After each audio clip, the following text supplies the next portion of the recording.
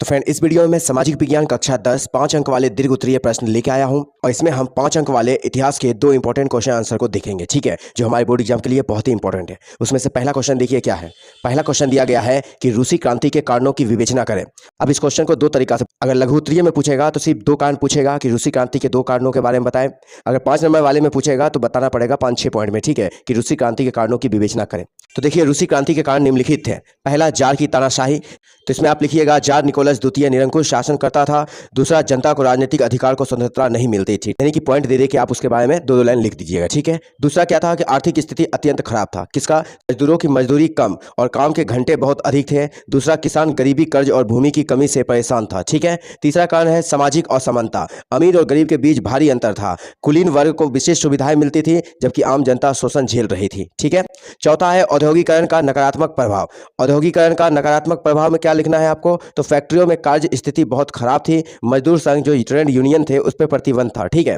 कारण है प्रथम विश्व युद्ध का प्रभाव जो 1914 से 18 तक चला था। इसमें लिख दीजिएगा युद्ध में रूस की भारी हार हुई। युद्ध के कारण भूख, महंगाई और बेरोजगारी बढ़ गई। नेक्स्ट कारण है सरकार का उदासीन रवैया। जनता की समस्याओं पर सरकार ध्यान नहीं दे रही थी। दमन और अत्याचार बढ़ते जा रहे थे।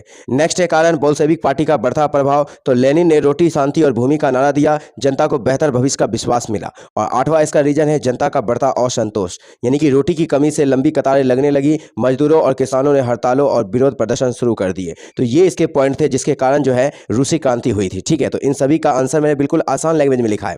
आप 1 से 2 बार पढ़िए, आपको याद हो जाएगा इन सब का आंसर। ठीक है। नेक्स्ट क्वेश्चन देखिए, इंपॉर्टेंट है ये भी। क्वेश्चन है कि रूसी क्रांति के प्रभाव की विवेचना करें, यानी कि रूसी क्रांति हुई थी तो उसके बाद क्या उस पर प्रभाव पड़ा था वहां पर, उसके बारे में बताना है। तो देखिए, इसके निम्नलिखित प्रभाव थे। पहला, रूस में राजशाही का अंत हुआ, यानी क्रांति के बाद रोमानोव वंश की तानाशाही समाप्त हो गई और जार निकोलस द्वितीय का शासन खत्म हो गया। ठीक है।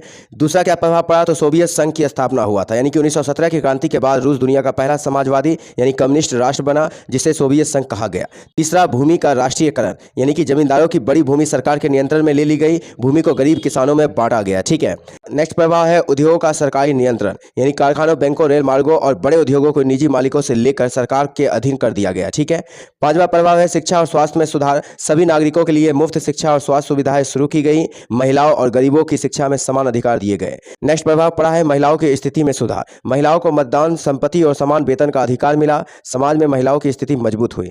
नेक्स्ट प्रभाव पड़ा मजदूरों और किसानों की स्थिति में सुधार। मजदूरों के लिए काम के घंटे कम किए गए और बेहतर सुविधा दी गई। किसानों के लिए भूमि सुधार लागू किए गए।